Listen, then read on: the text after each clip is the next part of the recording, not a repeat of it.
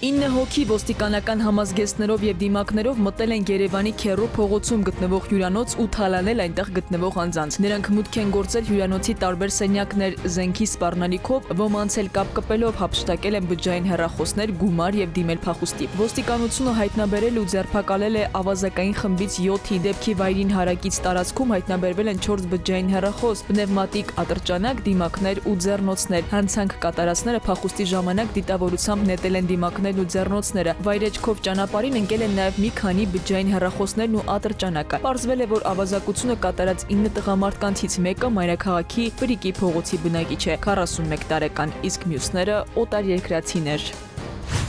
Նաթան arczepiskopos Հովհաննիսյանը հրավիրվել է քննչական կոմիտե եւ հարցաքննվել։ Հայտնել են քննչականից համացանցում ձայնագրություն էր տարածվել, որում լսելի էր Տեր Նաթան arczepiskopos Հովհաննիսյանի եւ հայր աղան Երնջակյանի հեռախոսազրույցը, որի ընթացքում եկեղեցականները քննարկում էին հոգեվոր ծառայության նշանակմանը վերաբերող հարցեր։ Ըստ ձայնագրության հայր աղանը դիմել է վեհափառ հայրապետին իրեն կարգալույց հռչակելու խնդրանքով։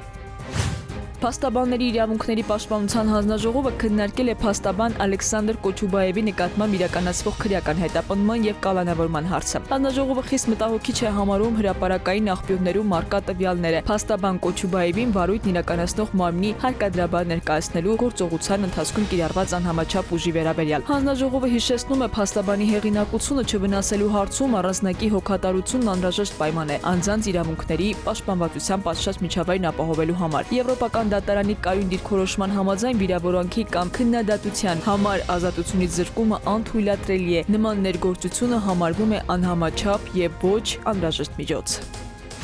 102 տարեկանում կյանքից հեռացել է Շառլ Ազնավուրի քույրը Այդա Ազնավուր Կարվարենցը։ Նա խաղաղությամբ լքել է այս աշխարհը թողնելով գեղեցիկ ապրած կյանք՝ լի սիրով, ուժով եւ ընտանիքի հանդեպ նվիրվածությամբ, նշել է Ազնավուր հիմնադրամը։ Այդա Ազնավուր Կարվարենցը կհուղարկավորվի ընտանեկան գերեզմանատանը Մոնֆոր Լամորիում իր ընտանիքի անդամների եւ ամուսնու կողքին։ Քնարիկ Պետրոսյան, ժամը լրատվական։